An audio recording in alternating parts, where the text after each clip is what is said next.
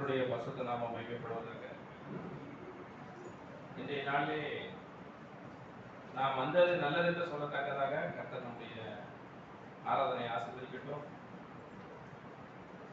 பல இல்லங்கள் மத்தியில் ஆண்டுடைய வசனத்தை நீங்கள் கேட்க வந்திருக்கலாம். ஆனால் வேத வசனம் நமக்கு இன்றைக்குமே நம்மை நித்தியத்துக்கு நேராக வழிநடத்துகிற ஒரு கருவியாக இருக்கிறது. இன்றைய தலைப்பு பார்த்தீங்கன்னா, மனம் திரும்புதலும் அதன் பலன்களும். மனம் திரும்புதலும் அதன் பலன்களும் என்று சொல்லப்பட்டிருக்கிறது. கிறிஸ்தவத்திலே, அதுவும் குறிப்பாக கிறிஸ்தவத்தின் தலைவராக இருக்கிற ஆண்டவராகிய இயேசு கிறிஸ்து தன்னுடைய பிரசங்கத்தை ஆரம்பிக்கும் பொழுது, மனம் திரும்புங்கள், பரலோக ராஜ்யம் சமீபத்திருக்கிறது என்று சொல்லி பிரசங்கித்தார் என்று கேள்விப்படுகிறோம்.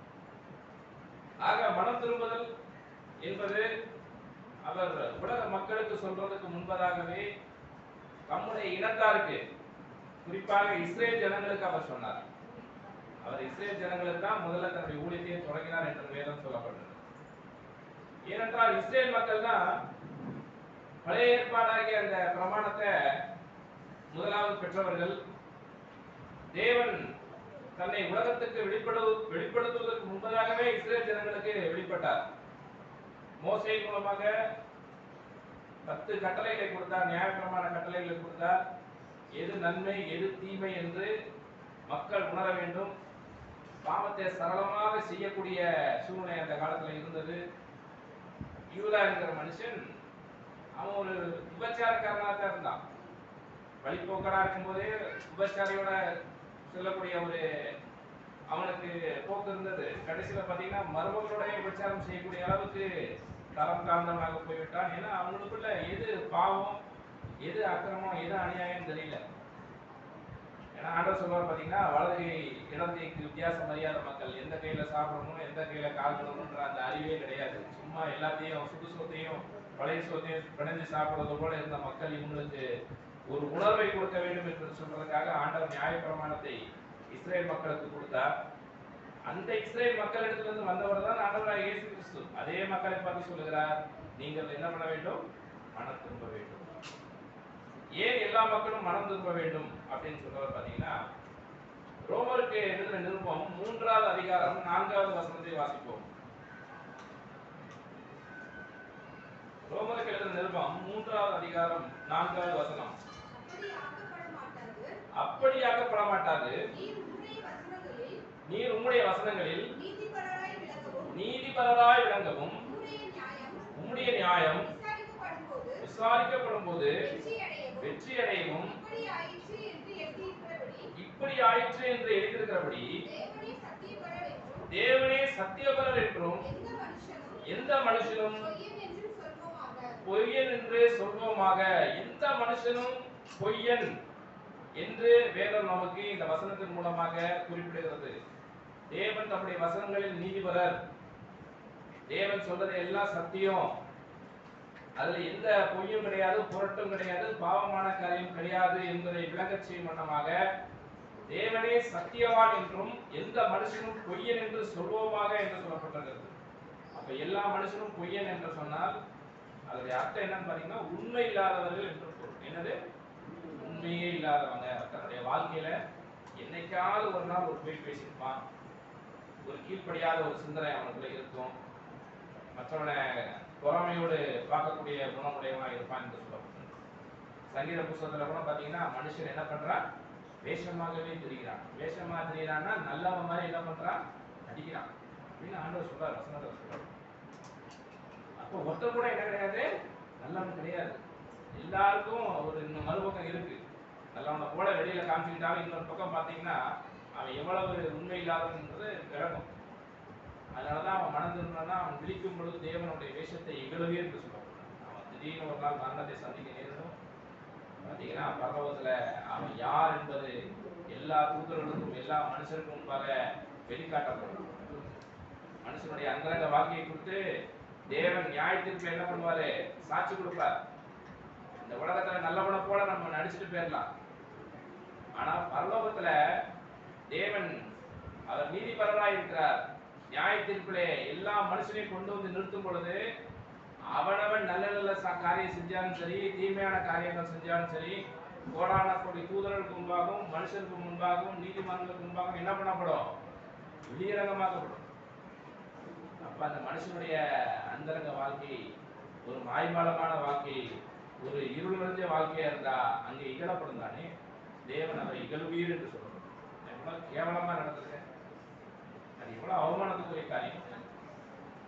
அதான் தானியேல் புத்தகத்துல சொல்லப்பட்டிருக்கிறது, சிலர் நித்திய நிந்தைக்கும் சிலர் நித்திய ஜீவனுக்கும் எழுப்பப்படுவார்கள் என்று சொல்லப்பட்டிருக்கிறது. நித்திய நிந்தைனா செத்ததுக்கு அப்புறம் அவன் பாவத்திலிருந்து மனம் திரும்புவதற்கு வாய்ப்பே கிடையாது. அந்த பாவம் அவன் மேலே எழுதப்பட்டிருக்கும். நித்திய நிந்தை அவன் மேலே இருக்கும். உண்மை நிந்திக்கிறவருடைய நிந்தை என் மேல் வந்தது என்று சொன்னாரே, தேவனை நிந்திக்கிறவர்கள் மேல ஒரு நிந்தை இருக்கு. அந்த நிந்தையோட இடக்கூடாது. அது இஸ்ரேல் ஜனங்களாக இருந்தாலும் சரி, இஸ்ரேல் அல்லாத புறஜாதிய ஜனங்களாக இருந்தாலும் சரி, அவங்க எல்லாரும் நம்ம பொய்யரா இருக்கிறபடினாலே, உண்மை இல்லாதவர்களா இருக்கிறபடினாலே, நம்ம எல்லாரையும் பார்த்து ஆண்டவராக இயேசு கிறிஸ்து சொல்லுகிறார், நீங்கள் மனம் திரும்ப வேண்டும். அல்லேலூயா. அப்படி மனம் திரும்பினா கிறிஸ்தவ சபையிலே கர்த்தர் சேர்க்கிறார். அதுக்கு வசனத்தை நான் பின்னாடி வரேன். அதே ரோமர்கள் நிருபம் 3வது அதிகாரம் 10வது வசனத்தை வாசிங்க. அந்தபடியே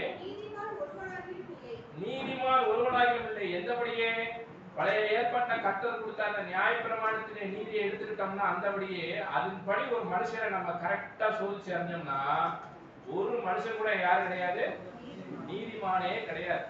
எல்லாரும் பாவம் செய்து தேவ மகிமை அற்றவர்கள், அதாவது தேவ தொடர்பில்லாதவர்களாய் போய் ஏகமாய் கெட்டு போனவர்கள் என்று சொல்லப்பட்டிருக்கிறது. அதான் கர்த்தர் சொல்லுகிறார், நாம என்ன பண்ணக்கூடாது, நம்ம என்ன பண்ண வேண்டும், மனம் திரும்ப வேண்டும். ஒவ்வொருத்தரும் என்ன பண்ணணும், மனம் திரும்ப. ஏன்னா எல்லாத்துக்கும் உண்மை இல்லாம போனதுக்கு அப்புறம் ஆண்டவரை என்ன செய்ய முடியும்? இந்த உலகத்துல நீதிமானாக உத்தமராக வாழ்ந்த ஒருத்தர் ஒரே ஒருத்தர் தான். அவர் யாரும் பாத்தீங்கன்னா ஆண்டவராக இயேசு கிறிஸ்து. அல்லேலூயா. அவர் எந்த பாவமும் செய்யல, மனதோடையும் சரி, அவர் சரீரத்திலும் சரி எந்த பாவமும் செய்யாதவராக இருந்த அப்படின்னால்தான் தேவன் அவரை 3ஆம் நாளே உயிரோடு எழுப்ப முடிஞ்சது. இல்லைன்னா மரணம் அவரை ஆண்டு கொண்டிருக்கும், அவரையும் பிடிச்சி பாதாளத்தில் வச்சிருக்கோம்.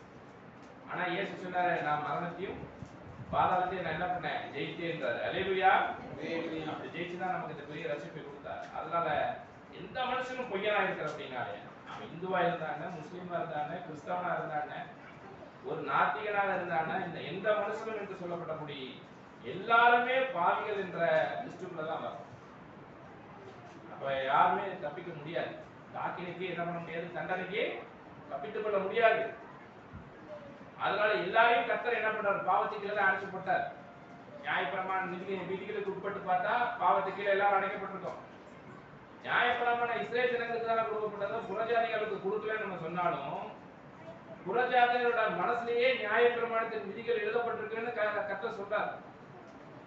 நியாயப்பிரமாண புத்தகத்தை படிக்க இல்லாத காலத்துல இருந்தே நம்முடைய அம்மா அப்பா என்ன சொல்லிட்டு இருந்தாங்க, போய் சொல்லாத, கீழ்படி, தாய் தகப்பனை மதிச்சு நட, சோம்பேறித்தனமா இருக்காத, எல்லாம் சொன்னாங்களா? நியாயப்பிரமாணத்தை புத்தகத்தை பழைய ஏற்பாடு பைபிள் படிச்சுட்டு சொன்னாங்க. ரசிக்கப்படாத காலத்திலேயே அவங்க இந்த நீதியெல்லாம் தங்களுடைய இருதயத்தில் எழுதியிருக்கிறதாக தங்கள் கிரியைகளை காண்பித்தார்கள் அல்லவா? அதனால அவங்களும் போக்கு சொல்ல இடமில்லை என்று வேதம் சொல்றாங்க. அதனால நியாயப்பிரமாணம் கொடுக்காட்டினாலும் எல்லாருமே நல்லது இருந்தது கெட்டது இருந்தது வகை இருக்கக்கூடிய மனசாட்சி நமக்கு இருக்கிறபடினாலே நம்ம யாரும் என்ன பண்ண முடியாது, போக்கு சொல்ல முடியாது. அதனால எல்லா மனுஷனும் என்ன பண்ண வேண்டும், அவங்களுடைய அந்தரங்க வாழ்க்கை தேவனுக்கு சாட்சி கொடுக்க வேண்டிய கட்டாயம் இருக்கிற அப்படின்னாலே இருதயத்தை நீங்கள் சோதித்தது. ஆண்டவரே, இந்த காரியத்தில் நான் கீழ்படியாம இருக்கேன், நான் மன்னிச்சிருங்க சொல்லி நம்ம யாரும் கட்டணத்துல மனம் திரும்ப வேண்டும். இரண்டாவது, எபிரேயர் 12வது அதிகாரம் 14வது வசனம். எபிரேயருக்கு எழுதின நிருபம் 310வது பக்கம் 12வது அதிகாரம் 14வது வசனம். யாவரோடும் சமாதானமாய் இருக்கவும் பரிசுத்தம் உள்ளவர்களாக இருக்கவும் நாடுங்கள். பரிசுத்தம் இல்லாமல் ஒருவனும் கர்த்தரை தரிசிப்பதில்லையே. எல்லாரோடையும் சமாதானமா இருங்க. என்ன பண்ணணும், பரிசுத்தம் உள்ளவர்களாயும் இருங்கள் என்று சொல்லப்பட்டது. ஏன்னா பரிசுத்தம் இல்லாமல் என்ன பண்ண முடியாது, ஒருத்தரும் கடவுளை தரிசிப்பது இல்லை. இன்னைக்கு இந்துக்கள்லாம் பாத்தீங்கன்னா விக்கிரகாரத்தை செஞ்சுட்டு நான் தெய்வத்தை தரிசிச்சு வந்தேன், தெய்வம் எனக்கு கடாசித்தா அப்படின்னு சொல்றாங்க. இஸ்ரேல் ஜனங்கள் கூட பாத்தீங்கன்னா பழைய ஏற்பாட்டுல நியாயப்பிரமாண காலத்துல அந்த ஆசரிப்பு கூடாரத்துல அந்த மகா பரிசுத்த ஸ்தலத்திலே அந்த 10 கட்டளைகள் எழுதப்பட்ட பெட்டிகள் இருந்தது. அதை திரைச்சீலையினால மூடி இருப்பார்கள். ஒரு ஆசாரியன் வந்து பலியிட்டு அந்த பலியினால பெறப்பட்ட ரத்தத்தை அந்த பரிசுத்த ஸ்தலத்துக்குள்ள அவன் மட்டும் செஞ்சு அந்த பூஜை புனஸ்காரங்கள்லாம் செஞ்சு வெளியில வந்ததுக்கு அப்புறம் அந்த ஸ்திரீனை திறப்பான். எல்லார் தலையிலையும் என்ன பண்ணுவான், அந்த ரத்தத்தை ஒரு மாவிலையில முக்கி என்ன பண்ணுவான், தெளிப்பான். அப்ப இஸ்ரேல் ஜனங்கள்லாம் நம்முடைய பாவங்கள்லாம் மன்னிக்கப்பட்டது என்று சொல்லி எல்லாரும் ஆரம்பிப்பாங்க, தேவனை துதிப்பாங்க. கர்த்தரை நாங்க பார்த்துட்டோம், ஆண்டவர் எங்களுக்கு வெளிப்பட்டார்ன்ற மாதிரி ஐதீகம் தான். அதனுடைய பொருள் என்ன? இயேசு கிறிஸ்து நம்முடைய பாவங்களுக்காக அந்த பலியாக்கப்பட்டு அவருடைய ரத்தத்தினால்தான் நம்ம தேவனை நம்ம முகமுகமாக பார்க்க முடியும், அவரை தரிசிக்க முடியும் என்பதை அடையாளமாக காட்டதான் அந்த இஸ்ரேல் ஜனங்களுக்கு அன்னைக்கு பிரமாணங்களாக கொடுக்கப்பட்டது. இன்னைக்கு இந்துக்கள் பாத்தீங்கன்னா அப்படி மகா பரிசுத்த ஸ்தலத்தை ஒரு பிரகாரத்தை வச்சு அங்க இவங்க பெட்டி உடன்படிக்கை பெட்டி வச்சது போல அவங்க விக்கிரகத்தை வச்சுட்டு ஒரு இதா செய்யறாங்க. இதுல இருந்து எது தெரியுதுன்னா, பரிசுத்தம் இல்லாமல் என்ன பண்ண முடியாது, ஒருவனும் கர்த்தரை தரிசிக்கவே முடியாது. இவன் தரிசிச்சான்னு சொன்னது எல்லாமே ஒரு ஐதீகம் தான். யாரும் ஒருவனும் என்ன பண்ணல, கடவுளை பார்க்கவில்லை. அதனால நம்ம என்ன பண்ணணும், நம்ம எல்லாரும் பரிசுத்தம் உள்ளவர்களாக இருக்க என்ன பண்ணணும், விரும்பணும். நம்ம டிவி பார்க்குறோமா, செல்போன் பார்க்குறோமா, மற்றவங்கள்ட்ட பேசுறோமா, என்னென்ன வேலை செய்யறோம், என்னென்ன நடக்கிறோம், என்னென்ன சாப்பிட்றோம், எல்லாத்துலேயும் பரிசுத்தம் இருக்கணும். பரிசுத்தம் இல்லாம என்ன பண்ண முடியாது, இயேசுக்கு தேவனை ஒருவனை என்ன பண்ண முடியாது, தரிசிக்க முடியாது. அப்படிதான். அப்படின்னா இயேசு கிறிஸ்து திரும்ப பூமிக்கு வரும்போது அந்த பாக்கியத்தை கொடுப்பார். நம்மளை எல்லாம் பருவமாக்கி தேவனை முகமுகமாக தரிசிக்கக்கூடிய பாக்கியம் அன்னைக்கு தான் கிடைக்கும். அந்த பாக்கியத்தை இழந்து போகாதபடிக்கு நம்ம என்ன பண்ண வேண்டும், பரிசுத்தம் உள்ளவர்களாக நம்ம ஒவ்வொரு காலத்திலும் ஜீவிக்க வேண்டும். அதுக்காக நம்ம நிச்சயமாக மனம் திரும்ப வேண்டும். 1 பேதுரு 1வது அதிகாரம் 15வது வசனம். 1 பேதுரு 1வது அதிகாரம் 15வது வசனம். உங்களை அழைத்தவர் பரிசுத்தராய் இருக்கிறது போல நீங்களும் உங்கள் நடக்க எல்லாவற்றிலும் பரிசுத்தராய் இருங்கள். உங்களை அழைத்தவர் யாரு? பரிசுத்தம் உள்ளவர், ஆண்டவராய் இயேசு கிறிஸ்து. பிதாவாகிய தேவனை பொறுத்து நீங்க சொல்லலாம், பிதாவாகிய தேவனே நீங்க பரலோகத்துல இருக்கீங்க, அங்க பிசாசின் ஆளுங்க கிடையாது, நீங்க பரிசுத்தர் பரிசுத்தர் சொல்லிக்கிட்டு தெரியுறீங்க, நாங்க அப்படியா இருக்கிறோம், இந்த உலகத்துல இருக்கிறோம், பிசாசின் ஆளுகை கீழே இருக்கிறோம், எங்க கிட்ட உங்களை மாதிரி பரிசுத்தத்தை எதிர்பார்த்தா நாங்க எப்படி அதை கொடுக்க முடியும் நீங்க கேட்கலாம். ஆனா இந்த கேள்வி ஆண்டவராய் இயேசு கிறிஸ்து என்ன பண்ணாது, எடுபடாது. அல்லேலூயா. ஏன்னா இயேசு கிறிஸ்து நம்மை போல மனுஷரா வந்து நம்ம போல பாடுகளை அனுபவித்து பாவமே இல்லாத மனிதராக இருந்தார். அல்லேலூயா.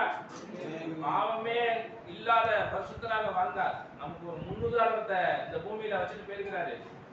கிறிஸ்தவர்கள் என்று சொல்லிக்கிற நாம அவரை பின்பற்றுவோம் என்று சொல்ற நாங்க நம்ம என்ன பண்ணணும், அவர் என்ன சொல்றாரு, நான் பரிசுத்தரா இருக்கிறது போல நீங்களும் என்ன பண்ணுங்க, உங்க நடக்க எல்லாவற்றிலும் பரிசுத்தரா இருக்க. இன்னைக்கு சபை காரியங்களை பாத்தீங்கன்னா சிலர் அவங்க கொடுத்துக்கிற ஆடை, அவங்க சிகை அலங்காரம், பெண்களை மட்டும் சொல்ல, ஆண்களையும் சேர்த்து தான் சொல்றேன். பரிசுத்தரா இருக்கா? பரிசுத்தத்துக்கு ஏதுவா இருந்து நடக்கையில நடக்கிறீங்களா? பரிசுத்த நடக்கையில சிந்தையில நடக்கிறீங்களா? ஆண்டவர் சொல்றாரு, பரிசுத்தம் இல்லாமல் நீங்கள் யாரும் என்ன பண்ண முடியாது, கர்த்தரை தரிசிக்க முடியாது. அந்த தரிசனத்தையே இழந்து போவீங்க. அந்த தரிசிப்பதை இழந்து போக வேண்டிய காலம் வந்துவிடும். அதனால நம்ம என்ன பண்ண வேண்டும், நம்ம எல்லாவற்றிலும் இச்சை அடக்கம் உள்ளவர்களா இருந்து நம்ம கர்த்தராக இயேசு கிறிஸ்துவை தரித்துக் கொள்ளுங்கள். அவரை போல நீங்க ஒரு ரோல் மாடலா நீங்க மாறணும். நம்ம இயேசு கிறிஸ்துவை புகழ்கிறோம், இயேசு கிறிஸ்துவினுடைய அப்போஸ்தலர்களையும் புகழ்கிறோம். இயேசுவை போல பரிசுத்தர் இல்ல, உண்மை உள்ளவர் அப்படிங்கிற உண்மைதான். அப்போஸ்தலர்களை போல ஒரு தியாகமாக இயேசுவை பின்பற்றினவர்கள் யாருமே கிடையாது, உண்மைதான். ஆனா இன்றைய காலத்துல கர்த்தர் நம்மகிட்ட எதிர்பார்க்கிறது, அப்படிப்பட்டவர்களை போல நாமும் என்ன பண்ண வேண்டும், மாற வேண்டும். அல்லேலூயா. இதைத்தான் தேவன் நம்மிடத்துல எதிர்பார்க்கிறார். முதல்ல இயேசு பரிசுத்தர்னு கண்டுபிடிச்சா நல்லது, அவருடைய அப்போஸ்தலர்கள் அவருடைய சிந்தையிலே நடந்தாங்கன்னு கண்டுபிடிச்சா நல்லது. 3வது யாரு, நாம அந்த லைன்ல வரணும். அதான் தேவனுடைய சித்தம். இயேசு கிறிஸ்துவனுடைய அந்த சாயலில் தான் கர்த்தர் நம்மளை அழைச்சிருக்கிறார். அந்த சாயலாகத்தான் நம்மளே அழைச்சிருக்கிறார். இயேசு போல நாமளும் நம்முடைய நடக்கிற எல்லாத்தையும் என்ன பண்ண வேண்டும், பரிசுத்தத்தை காண்பிக்க வேண்டும். அதை காண்பிக்காம நம்ம அதுல மனம் திரும்பாம அப்படியே நம்ம இருந்துட்டோம்னா என்ன அதுல ஒரு விசேஷம் இருக்கு? ஏன்னா இன்னமும் கிறிஸ்தவத்துக்குள்ள இருக்கோம், பல வருடங்களாக ஞானஸ்தானம் பெற்று ஆண்டவருக்குள்ள வந்துட்டோம். ஆனா அதே பாவ வாழ்க்கையிலே நம்ம வாழ்ந்துகிட்டு நம்முடைய வாழ்க்கையில ஒரு மாற்றத்தையே, ஒரு மனமாற்றத்தை, ஒரு கிரியை இல்லாத ஒரு விசுவாசத்தை நம்ம காண்பிச்சுட்டு இருக்கோம்னா அது ஆண்டவருக்கு என்ன பிரயோஜனம்? இயேசு கிறிஸ்து திரும்பவும் வரப்போகிறபடினாலே நம்ம நடக்க எல்லாவற்றிலும் ஆண்டவர் பரிசுத்தத்தை எதிர்பார்க்கிறார்.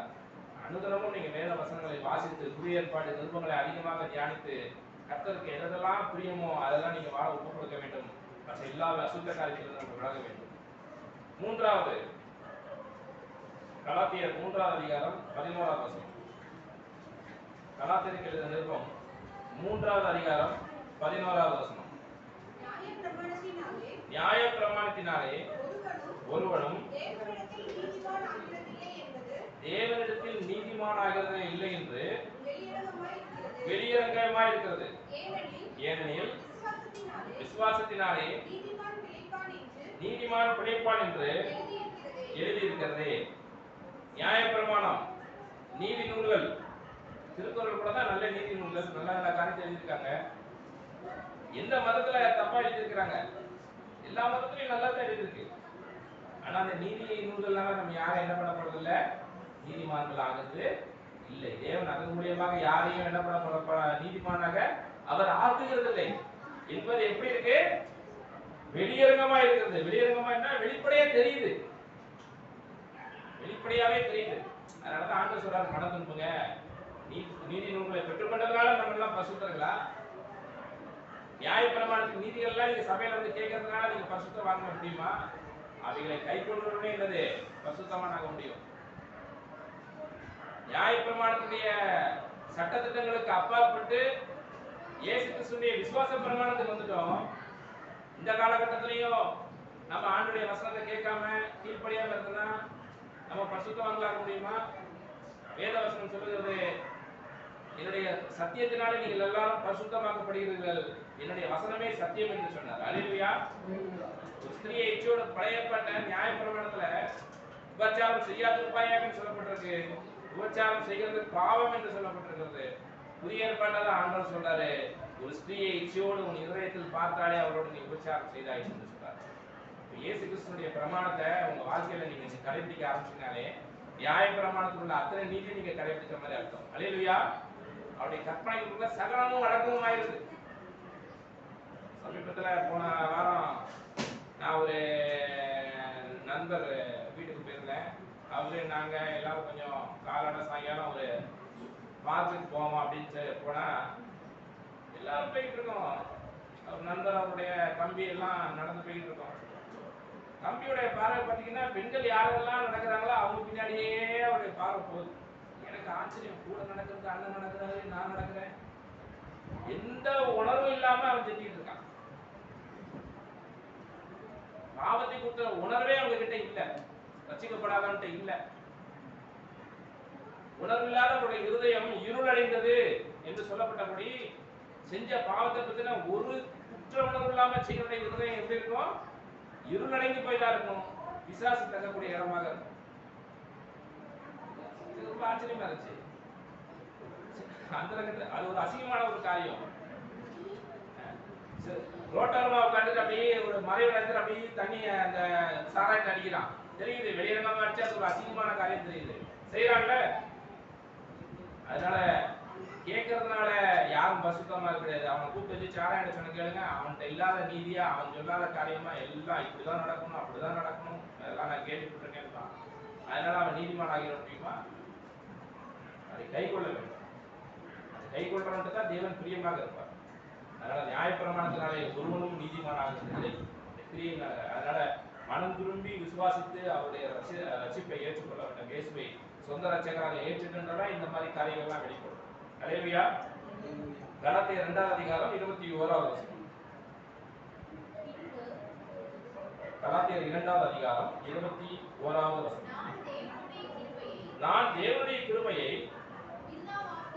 அதாவது விருதாவாக்குகிறது என்றால் வீணாக்குகிறதில்லை, தேவனுடைய கிருபையை வீணாக்க மாட்டேன். அடுத்து நீதியானது நியாய பிரமாணத்தினாலே வருமானால் கிறிஸ்து மரித்தது வீணாயிருக்குமே. நான் நல்லவன், நான் சுத்தவன், நான் இப்படி எல்லாம் நடந்தா கடவுள் என்னையும் காப்பாற்றுவாரு அப்படின்னு நியாய பிரமாணத்தினுடைய நீதியினாலே நீ ரட்சிக்கப்பட முடியும்னா இயேசு கிறிஸ்துவையே இப்ப தேவன் பலி கொடுக்கிறார். இந்த கிருபையை நான் வீணடிக்கிறவனாக காணப்படுவேன் அப்படின்றால் நியாய பிரமாணத்தின் விதிகளின்படி ஒரு காரியத்திலும் குற்றம் சாட்டப்படாத பவுலே எப்படி சொல்றான்னா, அப்ப நம்ம எல்லாம் எந்த லைன்ல நிற்போம்? அப்ப இயேசு கிறிஸ்து மரித்தது எப்படி இருக்கும்? வீணா இருக்கும். ஆக நியாயப்பிரமாணத்துடைய அந்த கிரியையினால நம்ம நீதிமானாக்கப்பட முடியாது. இயேசு கிறிஸ்துவுடைய அந்த கிருபையுடைய சத்தியத்தினால தான் நம்ம என்ன பண்ண முடியும்? நீதிமானாக்கப்பட முடியும்.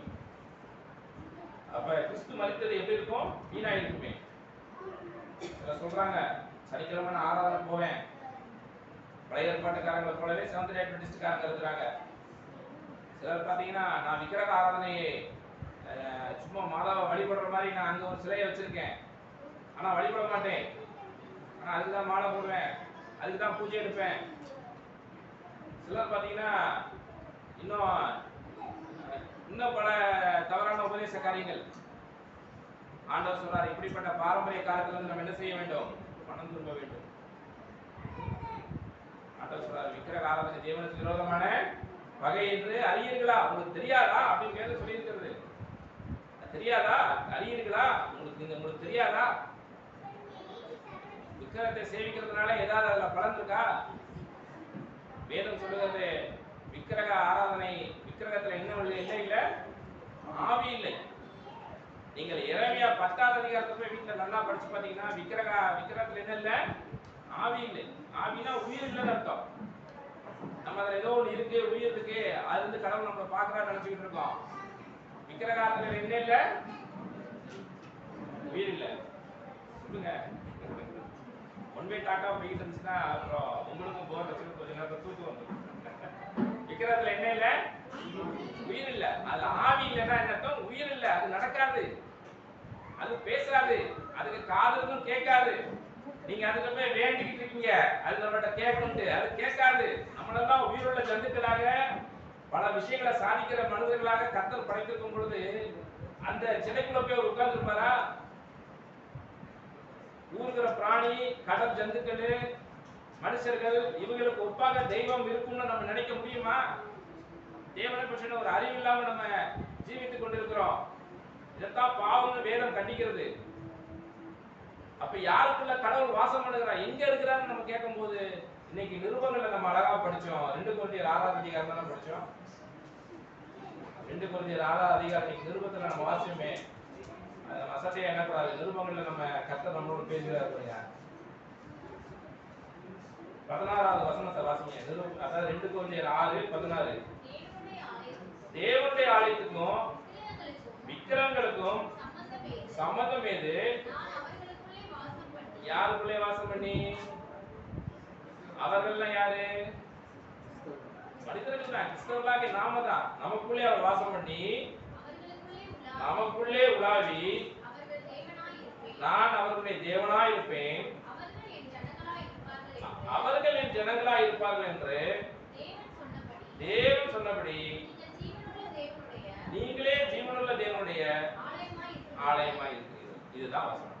இதை விட்டுட்டு அந்த சர்ச்சில் அப்படி செஞ்சாங்க, இங்க இப்படி கூப்பிட்டாங்க, ஒருவனும் இந்த மாதிரி பாரம்பரிய வழிபாட்டு முறையினாலே உங்களுடைய பந்தய பொருளை திருடிக்க கூடாது. நீங்க பரலோகத்துக்கு அழைக்கப்பட்டு பந்தய சாலையில ஓடிக்கிட்டு இருக்கீங்க, அங்க ஜீவிக்கிறவங்களுக்காக காத்துக்கிட்டு இருக்கிறது. கர்த்தரைகளை ஒழுங்கு கிரமமா கர்த்தர் நீங்க வசனத்தின்படி உங்களை நடத்திக்கிட்டு கொண்டு போயிட்டு இருக்காங்க. இடையில ஒருத்தர் தட்டி சும்மா அங்க வா, பாடிப்பட்டிக்கு வா, இஸ்ரேல் தேசத்துக்கு வா, அங்க யோர்தான் நதியில குடிச்சாதான் உனக்கு ஞானஸ்நானம் எடுத்தாதான் உனக்கு ரசிக்கப்பட முடியும். எவனாவது உங்க பந்தய பொருளை தட்டி பறிச்சிடக்கூடாது. யாரா இருந்தாலும் சொல்றேன், எவ்வளவு பெரிய ஆளா இருந்தாலும் திருவசனத்துக்கு முன்பாக நம்ம கீழ்ப்படிய வேண்டும். அது போப்பா இருந்தாங்க, பாஸ்டரா இருந்தாங்க, தேவனுடைய வசனத்துக்கு விரோதமா போய் சொல்லி வாழ்க்கையை நீ நடத்தி மனம் திரும்பாம ஒரு வாழ்க்கையை நடத்திட்டு இருந்தா தேவன் விசாரிக்கக்கூடிய காலம் ஒன்று இருக்கிறது. கர்த்தர் மன ரம்யமா தண்டிப்பார். அதுல ஆண்டவரெல்லாம் குறை சொல்லவே முடியாது. நீங்க தான் பாத்தீங்களே, கொரோனா காலத்துல தேவனுடைய கிரியை கண்டீர்களே. 2020 கொரோனா வந்தப்ப எத்தனை ஜெபம், எத்தனை காரியங்கள் நடந்தது. என்னைக்காவது ஆண்டவர் இறங்கினாரா உலக மக்களுக்கு? வீட்டுக்கு ஒரு குணத்தை அவங்க எடுத்துட்டு சுடுகாட்டை எரிக்கிறது கூட நிலம் இல்லாம அன்னைக்கு வரிசையில நிக்கக்கூடிய காரியத்தை பார்த்தோமே. எந்த அரசாங்கம் உங்களை காப்பாத்துச்சு? எந்த மத தலைவர்கள் உங்களை காப்பாத்தினாங்க? எந்த ஜாதி சங்கம் உங்க உயிருக்கு உத்தரவாதம் கொடுத்தது? ஒருத்தனை கொடுக்க முடியாது. பேசுவான், நான் மதத்தை காப்பாற்ற போறேன், ஜாதியை காப்பாற்ற போறேன், இனத்தை காப்பாற்ற போறேன், தாய் மதத்தை காப்பாற்ற போறேன் எல்லாம் சொல்லிட்டு வருவான். ஆனா அவன் தாய் வெள்ளத்துல அடிச்சுட்டு போனா கூட அவனால காப்பாற்ற முடியாது. ஒரு தலையில இருக்கிற முடிய கூட அவன் வெள்ளையா இருக்கிற கருப்பாக மாத்துறதுக்கும் கருப்பா இருக்கிற முடிய வெள்ளையா மாத்துறதுக்கும் அருகதை இல்லாத ஒரு மனுஷன். அவனையே காப்பாத்திக்கிறதுக்கு அவனுக்கு வக்கு இல்லாத பொழுது அவன் எப்படி நம்மளை காப்பாற்ற முடியும்? அப்ப நம்ம முன்னோர்கள் நம்மளை சேவிச்சாங்க அப்படின்னு கேட்கலாம். வேத வசனம் சொல்லுகிறது, முன்னோர்கள் அறியாமையினாலே அதை சேவித்தார்கள், அவங்களுக்கு அறிவு கிடையாது. பழைய ஏற்பாட்டுக்கார யாக்கோப்பு ஒரு கல்லை நட்டு வச்சுட்டு அதுக்கு எண்ணெயை வார்த்து அதை கடவுள் நினைச்சு கும்பிட்டுட்டு போனான். அவனுக்கு நியாயப்பிரமாணம் இல்லாத காலம் அதுவும் பாத்தீங்கன்னா. ஏன்னா அவனுடைய பேர பிள்ளைகள் தான் நியாயப்பிரமாணமே கொடுத்துருக்காங்க. ஏறக்குறைய 400 ஆண்டுகளுக்கு அப்புறம் தான் நியாயப்பிரமாணம்ன்ற சத்தியத்தை கர்த்தர் கொடுத்தார். வானத்திலையும் பூமியிலும் பூமிக்கிலையும் எனக்கு யாதொரு விக்கிரகத்தை உண்டு பண்ணாயாக அன்னைக்கு தான் கொடுத்தார். யாக்கோப்புக்கு தெரியாது. அதனால அவனை ஒரு முன்னுதாரணமா வச்சு நீங்க எண்ணெய வார்த்து நீங்க விக்கிரகாரனை செய்ய முடியுமா? இஸ்லாமியர்கள் பாத்தீங்கன்னா வெக்கால ஒரு கல்லை வச்சுட்டு கும்பிடுறாங்க, கருப்பு கல்லை வச்சு கும்பிடுறாங்க. அதனால விக்கிரகாரன் நான் கிடையாதுன்னு சொல்லிட்டு அவன் கும்பிடுறான். இஸ்ரேல் ஜனங்கள் இன்னைக்கு அவன் எப்படியாவது அழிச்சோமோ, ஏன்னா அவன் பரிசுத்த தூதர்களை தேவனுடைய தூதர்களை கொன்ன எதிரிகள் என்று சொல்லி இஸ்லாமியர்கள் இஸ்ரேலுக்கு விரோதமாக இன்னைக்கு குத்தம் பண்ணிட்டு இருக்காங்க. அவங்களுக்கு தெரியல நியாயப்பிரமாணத்தை கொடுத்தவர் கர்த்தர். கர்த்தரே பழிக்கு பழி வாங்குறதுக்கு அவர் தான் இன்சார்ஜ். நாம வாங்கக்கூடாது சத்தியம் தெரியாதனால இஸ்ரேல் ஜனங்களை அடிக்க முற்படுறான். கர்த்தர் இஸ்ரேலை வச்சு அவன் அடிக்கிறார். அல்லேலூயா. கண்டிக்கிறதுக்கு நமக்கு கர்த்தர் ரைட்ஸ் கொடுக்கல. வேதம் சொல்லுகிறது, நீங்கள் பழிக்கு பழி வாங்காமல் கோபாக்கனைக்கு இடம் கொடுக்க வேண்டும் என்று சத்தியத்தில் இருக்கு. இவன் நான் பழிக்கு பழி வாங்குவேன்னு இருக்கான். அப்ப கர்த்தர் நான் திருப்பி கொடுப்பேன், அவர் திருப்பி கொடுக்குறார். மற்றவரை குற்றவாளியாக நியாயத்திற்கிற நீ யாராக இருந்தாலும் சரி, எந்த மதவாதியாக இருந்தாலும் சரி, தேவனுக்கு விரோதமாக அதே குற்றத்தை நீ செய்கிற அப்படின்னால தேவனும் என்ன பண்ணுவார்? நியாயத்திற்குள்ள உன்னை கொண்டு வந்து நிப்பாட்டுவாரு. அந்த காலத்துல நீ தப்பிக்கவே முடியாது. அதனாலதான் வேதம் சொல்கிறது, மனம் திரும்ப வேண்டும். அல்லேலூயா. நியாயப்பிரமாண போதகர்கள் மனம் திரும்ப வேண்டும். பழைய ஏற்பாட்டுக்கார போதனைகள் மனம் திரும்ப வேண்டும். புதிய ஏற்பாட்டு சுவிசேஷத்துக்கு வர வேண்டும். இயேசு கிறிஸ்து நமக்காக ரத்தம் சிந்தி நித்திய ஜீவன்ல நமக்காக ரட்சிப்பை சம்பாதித்து வைத்திருக்கிறார். அதை நோக்கி தான் நம்ம ஓடணுமே தவிர மற்ற காரியத்தை எல்லாவற்றையும் என்ன பண்ண வேண்டும்? நம்ம கைவிட வேண்டும். அல்லேலூயா. அதனால நியாயப்பிரமாணத்தின் நீதினால என்ன பண்ண முடியாது? ஒருத்தரும் நீதிமானாக்கப்பட முடியாது. 4வது காரியம், மத்தேயு 3வது அதிகாரம் 8வது வசனம்.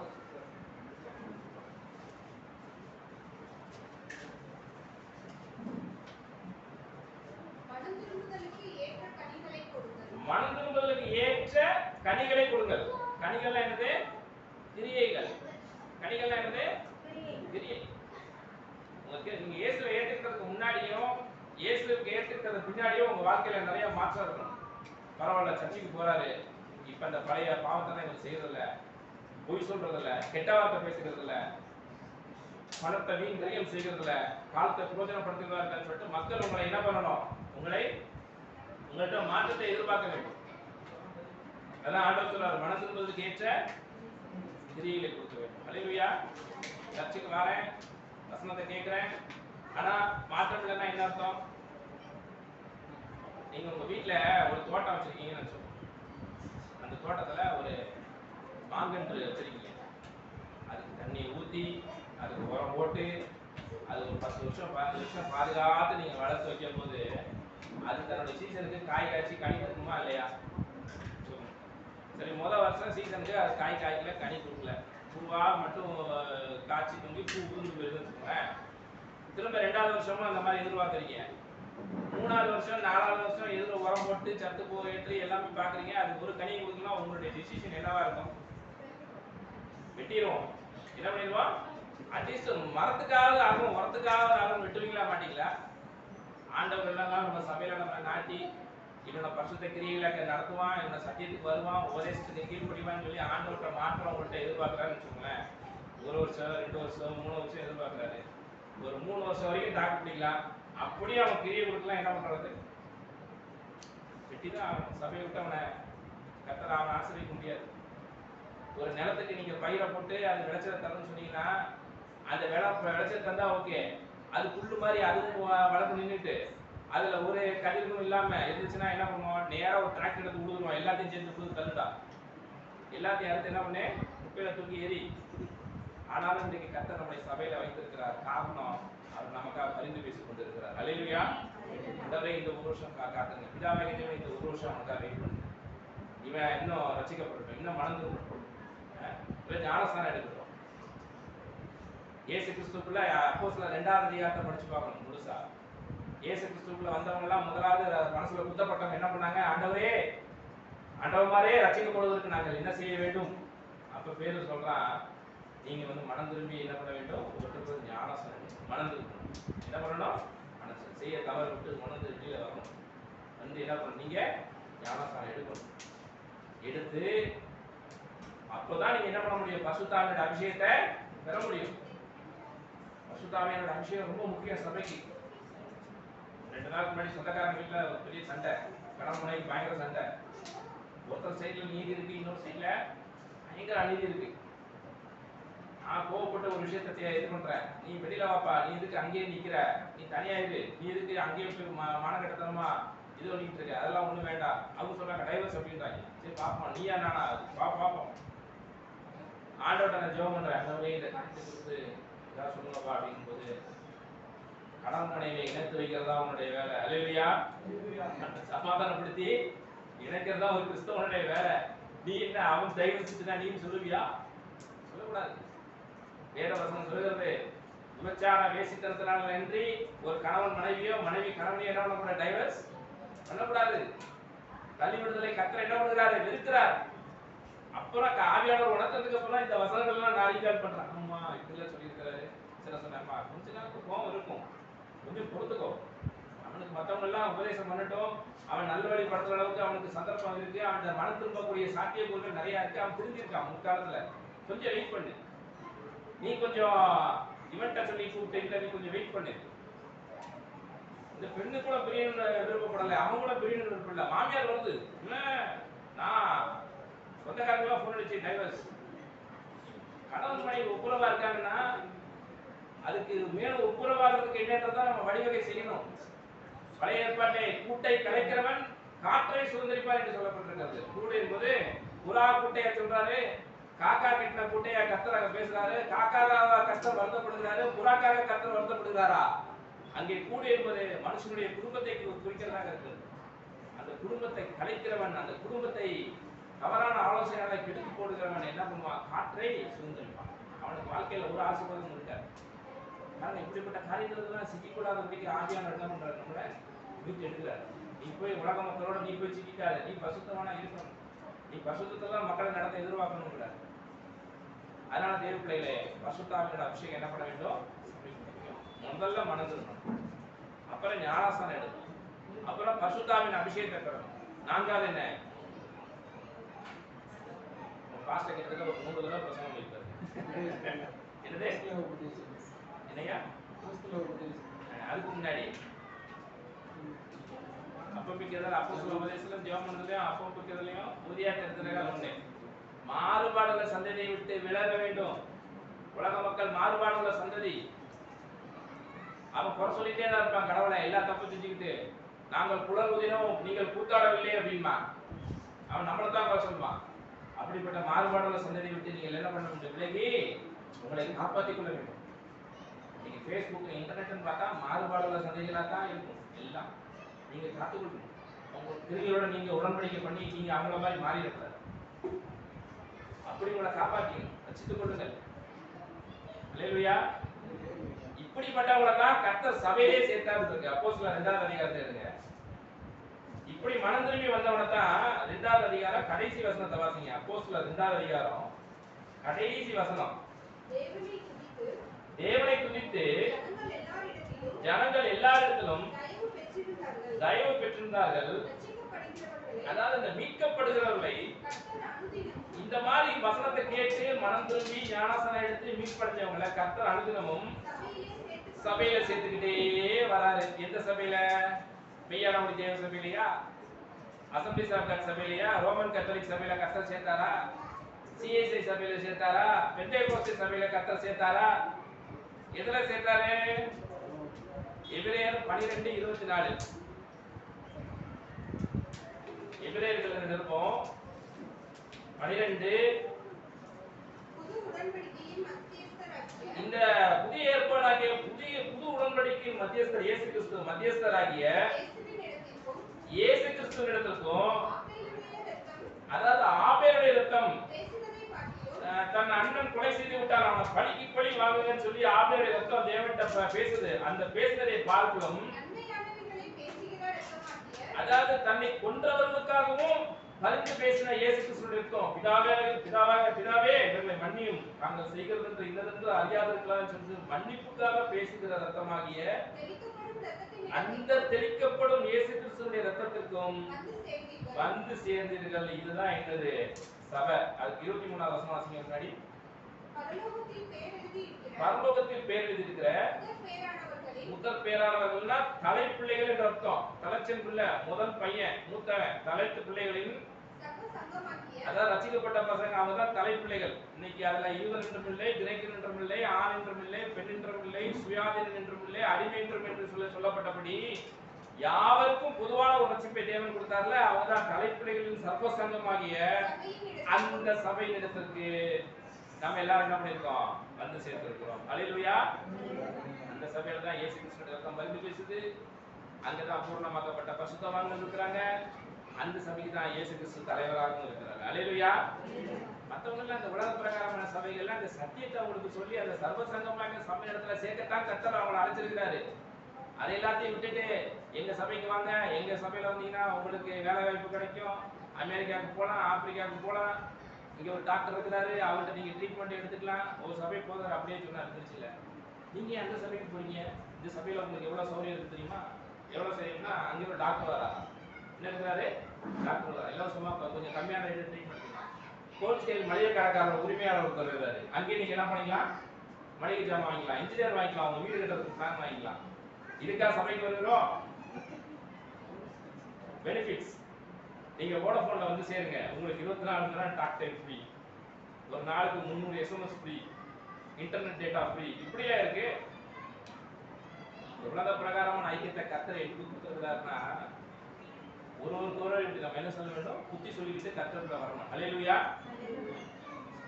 அவ்வளோ ரட்சிக்கப்பட்டவர்கள் சீயோனை சுதரிப்பார்கள் அங்க போகணும், பரலோகத்துக்கு போறது தான் கர்த்தர் அழைச்சிருக்கிறாரு. இதுக்குதான் சபை. இதை விட்டுட்டு சபைக்கு வர நோக்கத்தையே விசுவாசிகள் என்ன பண்ணக்கூடாது, தவறான நோக்கத்தில் நடத்தக்கூடாது. அந்த காலத்துல ரட்சிக்கப்பட்ட புதுசுல எனக்கு நல்லா 25-30 வருஷத்துக்கு ஞாபகம் இருக்கு. ரட்சிக்கப்பட்டீங்களா அப்படின்னு கேட்பாங்க. விசுவாசி இன்னொரு விசுவாசியை பார்க்கும்போது என்ன பண்ணுவாங்க, புதுசா பார்க்கும்போது ரட்சிக்கப்பட்டீங்களா, என்னது மனம் திரும்பிட்டீங்களா, ஞானஸ்தானம் எடுத்தீங்களா, இப்படிதான் கேட்டாங்க. ஆடைகள்லாம் பவித்திரமா இருக்கும். சின்ன வயசுல பார்த்துருக்கேன். இந்த பெரிய வயசுக்காரங்களாம் பார்த்தீங்கன்னா லேடிஸ் இது வரைக்கும் இது போட்டிருக்காங்க, கழுத்துல அப்படி முப்பாடு போட்டு தான் வருவாங்க. ஆண்கள் பார்த்தீங்கன்னா வெள்ளை வேட்டி, வெள்ளை சட்டை, சிகை அலங்காரம் பார்த்தீங்கன்னா கையெடுத்து கும்பிடணும் போல இருக்கும். எப்படி இருக்கும், கையெடுத்து கும்பிடணும் போல இருக்கும். இன்னைக்கு மேடையில ஊழியம் பண்றேன்னு சொல்லி சில ட்ரெஸ் போடுறாங்க, கல் எடுத்து அடிக்கணும் போலவே இருக்கும். எப்படி இருக்கும், கல் எடுத்து அடிக்கணும் போலவே இருக்கும். மண்டையும் சில கர்த்தர் இருக்கிற சிகை அலங்காரம் எப்படி இருக்க வேண்டும் என்று சொல்லி புதிய ஏற்பாட்டில் இருக்கு. ஆனாலும் முடிய வளர்க்கக்கூடாது, அது அவனுக்கு அசிங்கம், கத்தெடுத்து போடக்கூடாதுன்னு இருக்கு. வேஷக்காரனை போலவே இருக்கான். மைக்கேல் ஜாக்சன் ஆடுவான் பாத்தீங்களா, அந்த திரையில ஆடும்போது அவனுக்கு ட்ரெஸ் எல்லாம் அந்த அவனுக்கு இவனுக்கும் வித்தியாசமே இருக்காது. நீ இப்படி எல்லாம் கூட்டத்தை நீ சேர்க்கணும்னு கர்த்தர் விரும்பல. 3 கோடி ரூபாய்க்கு ஸ்டேஜ் போட்டு சென்னையில கூட்டம் நடத்துறாங்க, அதுக்கு ஒரு ஊழியக்காரர் வர சப்போர்ட் பண்ணி பேசுறாரு. அப்படின்னா இருந்தா தான் சாஃப்ட்வேர் பீப்புள் தான் வருவாங்க. எப்படி வருவாங்க, நீங்க அப்போஸ்தலர்களை பின்பற்றினியா, செலவில்லாமல் தேவனுடைய ராஜ்யத்தை ஸ்தாபிப்பதே கர்த்தர் விரும்புகிறார் சொல்லி அப்போஸ்தலர் எழுதிருக்காங்க. நீ செலவில்லாம ஊழியத்தை ஸ்தாபிக்கிறியா? 3 கோடி ரூபாய் கொடுத்து ஒரு மேடையை போடுறியா, 3 கோடி ரூபாய்க்கு எத்தனை வீட்டுக்கு ஊழியக்காரனுக்கு நீ சாப்பாடு அனுப்பிச்சிருக்கலாம். உண்மையான ஊழியக்காரன் நீங்க போஷிச்சிருக்கலாம். அவன் உண்மையுள்ள விசுவாசிகளை பெற்றெடுப்பானே. ஒரு சுவிசேஷகனா இருந்து நீ ஆட்டம் பாட்டம் கொண்டாடுறதுக்காக கர்த்தர் நீங்க கொண்டு வந்தாரு. நீங்க உங்களை நீ நடத்து, தப்பு இல்ல, இப்படி செய்யக்கூடாதுன்னு கர்த்தர் சொல்லியிருக்காரு. ஆனா நீ செய்யற, கூடும், உன்னால முடியும், ஆனா கூடாது, அப்படி செய்யாத. வேதம் எச்சரிக்கிறது, கர்த்தர் நியாயத்தீர்ப்புல வருவார். அவனுடைய ஊழியம் எப்படிப்பட்ட எத்தன்மை உள்ளது என்பதை அக்னியானது பரிசோதிக்கும் என்று சொல்லப்பட்டிருக்கிறது. நீ ஒரு கூட்டத்தை கூட்டிட்டு வருவ, இங்க உண்மையில விசுவாசி ஒருத்தர் ரட்சிக்கப்பட்ட ஒரு கூட்டத்தை கூட்டிட்டு வருவான், அக்னியானது அவனை பரிசோதிக்கும். அக்னி என்பது உபத்திரவத்தை குறிக்கிறது. நீ சேர்த்த கூட்டம் அந்த உபத்திரவத்துல நிக்குமா, ஓடி போயிடுவான். கோடிக்கணக்கில் செலவழிச்சு பணம் கொடுத்து காசு கொடுத்து கூட்டிட்டு வந்தியே, உபத்திரம் வந்தவனே கத்தரை மறுத்து ஓடிடுவான். சத்தியத்துக்கு வந்து நிக்கிறவன் உபத்திரத்துல நிலையா நிற்பான். அல்லேலூயா. அக்னியானது பரிசோதிக்கும். நீ என்னென்ன உபதேசம் செய்ய, நம்ம அப்போஸ்தலர்களை பின்பற்றி போவோம், இயேசு கிறிஸ்துடைய உபதேசத்தை பின்பற்றுவோம். கர்த்தர் நம்மளை படிக்க மாட்டாரு, உண்மையில ஊழியக்காரனை நம்ம பாராட்டுவார். அல்லேலூயா. ஆக இந்த மாதிரி சபை இடத்துல சேர்க்கத்தான் கர்த்தர் விருப்பப்படுகிறார். இப்படிப்பட்ட விசுவாசிகளை தான் தேவன் விரும்புகிறார். மனம் திரும்ப வேண்டும். ஒவ்வொருத்தரும் மனம் திரும்பி சுவிசேஷத்தை விசுவாசிக்க வேண்டும். சுவிசேஷத்தை விசுவாசிக்கிறவர்கள் இருக்கிறார்கள், ஆனால் மனம் திரும்ப மாட்டேங்கிறாங்க. செஞ்ச பாவத்தையே திரும்ப திரும்ப செஞ்சு சபைக்கு வந்து ஆண்டவரை என்ன பண்ணி விட்டு ஒவ்வொரு நாளும் ஜெபம் பண்ணிட்டு இருக்காங்க. வாரம் சபைக்கு வந்தா இந்த ஜெபம் அதான் தான் இருக்கு. அதான் ஆண்டவர் வேதம் பழைய ஏற்பாட்டு காலத்திலே மூடன் பழியிடுறது போல பழியிடாது. மூடன் எல்லா பாவத்தையும் செஞ்சுட்டு வாரத்துக்கு ஒரு காணிக்கை செலுத்த வருவான். காணிக்கை செலுத்திட்டு போயிடுவான், மன்னிச்சுங்க. அப்ப திரும்ப அடுத்த வாரமும் வருவான், அதே பாவத்தை செஞ்சுட்டு வருவான், காணிக்கை செலுத்துவான். இந்த பழியிடுறத கர்த்தர் என்ன விரும்புவது இல்லை. பரிசுத்தமா வாழ்ந்துதான் கர்த்தருக்கு ஒரு காணிக்கை செலுத்தணும். அதுக்காக போராடணும். நாட்களை கர்த்தர் கொடுத்திருக்கிறார். அல்லேலூயா. ஆக பரிசுத்தமாக்கப்படுவது மிக முக்கியம். ஒரு மனுஷனுக்கு பரிசுத்தம் வேணும். மனம் திரும்பாம ஒருத்தன் பரிசுத்த வாழ்க்கையை வாழ முடியாது. பரிசுத்தம் இல்லாம தேவனை என்ன பண்ண முடியாது, தரிசிக்கவும் முடியாது. அப்போ உலக ஜனங்களை போல நம்ம கைவிடப்பட்டா அப்ப அவங்க கேட்பாங்க, என்ன இத்தனை வருஷம் சர்ச்சைக்கு போனேன், எங்களை மாதிரியே நீ அந்தி கிறிஸ்துவோட ஆட்சியில நிக்கிற, அப்ப என்னடா ஆட்சி நம்மளை கேட்கும்போது எவ்வளவு வெக்கமா இருக்கும் நமக்கு. அந்த காலகட்டத்துல நம்ம இயேசு கிறிஸ்து வருகையப்ப அவரோட நம்ம என்ன பண்ணுவோம், பரலோகத்துக்கு போய்விடும். சரி, இப்போ பரிசுத்தமாக்குவதோட முக்கியத்துவத்தை நான் சொன்னேன். ஒரு 4 பலன் சொல்றேன், ஒரு 5 நிமிஷம் சொல்லி முடிக்கிறேன். இந்த இப்ப மனம் திரும்புதலும் அதன் பலன்களும் என்கிற தலைப்பிலே பேசிக் கொண்டிருக்கிறோம். மனம் திரும்புவதனுடைய முக்கியத்தை குறித்து நான் இவ்வளவு நேரம் பேசினேன். அதனுடைய பலனை குறித்து பேசுவோம். முதல் பலன் ரோமருக்கு எழுதின நிருபம் 6வது அதிகாரம் 22வது வசனம். ரோமருக்கு எழுதின நிருபம் 6வது அதிகாரம் 22வது வசனம். பக்கம் எண் 214. 14 படிங்க. இப்பொழுது இயேசு கிறிஸ்துவை ஏற்றுக்கொண்டதனால பாவத்திலிருந்து விடுதலையாக்கப்பட்டு தேவனுக்கு அடிமைகளானதினால் பரிசுத்தமாகுதல் உங்களுக்கு கிடைக்கும் பலன். என்ன பலன் இங்க கிடைக்குது உங்களுக்கு? அது அல்ல, கரெக்டா பாருங்க. பரிசுத்தமாகுதல் தான் உங்களுக்கு கிடைக்கக்கூடிய பலன். என்னது? இதோட முடிவுதான் நித்திய ஜீவன். ஒவ்வொரு பரீட்சையா எழுதி வர மாசம் பரீட்சைக்கு முழு பரீட்சைன்னு கொண்டு வைப்பான். ஒருவேளை முழு பரீட்சையிலையும் ஒரு பையன் வர முடியாம காய்ச்சல கஷ்டப்பட்டு படிச்சுட்டான்னு வச்சுக்கோங்களேன், அந்த முதல்வர் என்ன தெரியுமா பண்ணுவாரு, இதுக்கு முன்னாடி இருந்த அத்தனை பரீட்சையும் பாரு அப்படின்னு பாரு. அல்லேலூயா. இதுக்கு முன்னாடி இருந்த அத்தனை பரீட்சையும் பாரு, கரெக்டா படிச்சிருக்காங்க, கரெக்டா எழுதிருக்காங்க. அப்ப அடுத்த கிளாஸ்க்கு என்ன பண்ணுவோம், போட்டுருவோம். ஏதோ வர முடியல, வியாதி, பிள்ளை எழுதலாம் படிச்சு அந்த 9-10 மாசம் லூட்டி அடிச்சுட்டு கடைசியில எழுத போற நேரத்துல ஏதாவது சிக்கல் ஆச்சுன்னா கஷ்டம் தானே. அப்ப பரிசுத்தமாக்குதல் என்ன பண்ண வேண்டாம், அனுதினமும் நம்ம பரிசுத்தமாக்கிட்டே வரணும். அல்லேலூயா. இந்த தேர்ச்சி பெற்றவங்களுக்கு தான் எங்க உண்டு, பரலோகத்திலே இடம் உண்டு. அப்ப பலன் என்னது உங்களுக்கு? பரிசுத்தமாக்குதல் தான் உங்களுடைய பலன். கர்த்தர் உங்களை பரிசுத்தமாக்குறார். அல்லேலூயா. இது கொடுத்து சந்தோஷம் தானே இல்லையா? உங்களுக்கு கிடைக்கக்கூடிய பலன், கர்த்தர் அடுத்த வருஷம் 10 லட்சம் உங்களுடைய அக்கௌண்ட்ல சேர்க்க போகிறார் அப்படின்ன உடனே எல்லாரும் என்ன பண்ணிடுவாங்க, கிளாப் பண்ணிடுவாங்க மத்த கொடுத்தோம்னா. ஆனா எனக்கு தெரியும், விசுவாசம் நம்ம குடும்பத்தார் அப்படி கிடையாது. அல்லேலூயா. உங்களுக்கு கிடைக்கக்கூடிய பலன் என்ன? ஒரு ஐயா நான் தூத்துக்குடியில பார்த்தேன், ஒரு நம்ம பாஸ்டர் நடத்துற மீட்டிங் வந்து நல்லா வெள்ளையும் வெளியும் போட்டு மீட்டிங்லாம் முடிஞ்சதுக்கு அப்புறம் மத்தியான சாப்பாட்டுக்கு அவரை உட்காந்துருந்தோம். அவர் சொன்னார், என் கையில காசுன்றது கூட ஒண்ணும் இல்லை பிரதர், அந்த நிக்கல செலவு தான், எனக்கு அன்றாட காட்சி தான் நானு, ஆனா எனக்கு சந்தோஷத்துக்கு அளவே இல்லை. ஏசு இன்னைக்கு வந்தா கூட நான் பரலோகத்துக்கு போயிடும் அப்படின்ற எவ்வளவு சந்தோஷம். அல்லேலூயா. எனக்கு என் மேல ஒரு குற்றம் என்னால கண்டுபிடிக்க முடியல, இயேசுக்காக நான் வாழ்றேன், பரிசுத்தமா வாழ்றேன், எவ்வளவு சந்தோஷப்பட்டாரு அவரு. அல்லேலூயா. இதோட பெரிய சந்தோஷம் நமக்கு தேவையா? இதுதான் என்னது, ரட்சிப்பின் சந்தோஷம். அல்லேலூயா.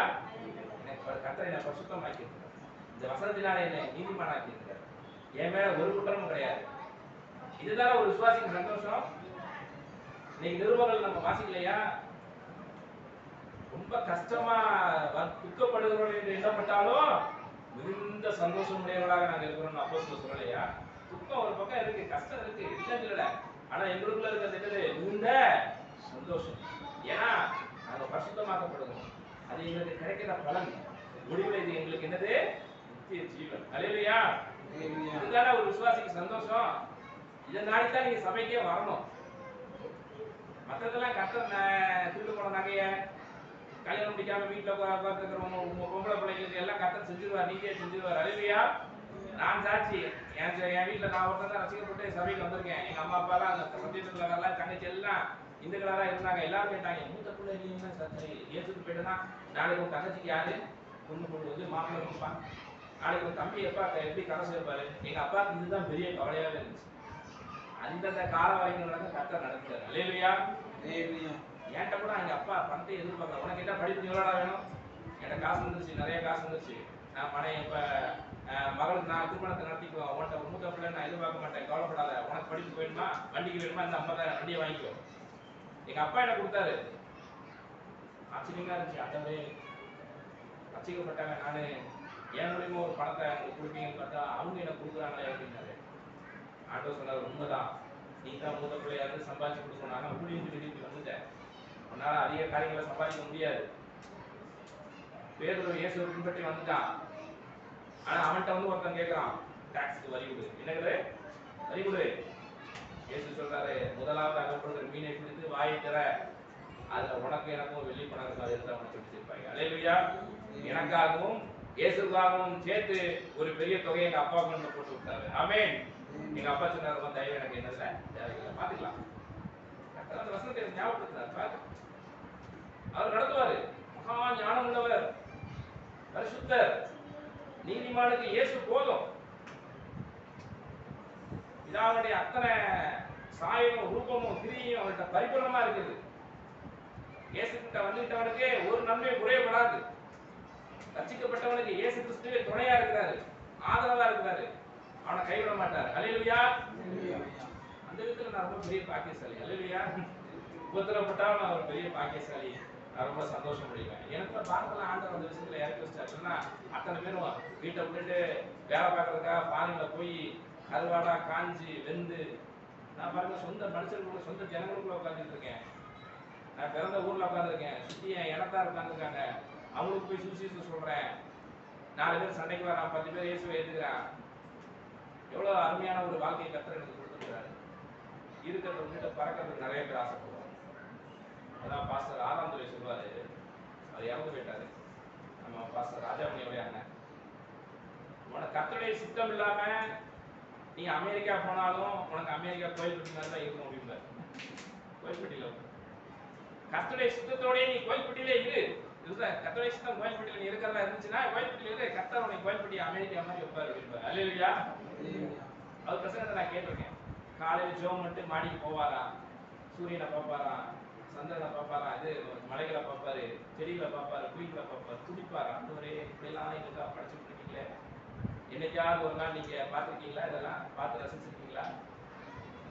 இதெல்லாம் நீங்க கொடைக்கானல் போன அவசியம். உங்க வீட்டுல இருக்கிற தென்னை மரம், அதுல உட்கார்ந்து ஒரு குயில் கூவலாம் நீங்க பார்த்து ரசிச்சிருக்கீங்களா? ஸ்தோத்திரம் பண்ணிருக்கீங்களா? நீதிமான் பாடி மகிழ்கிறான். அல்லேலூயா. கர்த்தர் அவனுக்கு கொடுத்ததெல்லாம் எவ்வளவு அருமையான காரியங்கள் சொல்லி அவன் கர்த்தரை துதிக்கிறான். விட்டுட்டு தேவசித்தம் இல்லாம நாங்கள் இங்க இந்த ஊருக்கு போவோம், அந்த ஊருக்கு போவோம், சம்பாதிப்போம், அதை வர்றத காணிக்க போனாலும் கொடுப்போம். இயேசு அறியாம நீ ஊர் உலகத்தெல்லாம் சுத்திட்டு நீ பணம் சம்பாதிக்கிறது உனக்கு என்ன பிரயோஜனம்?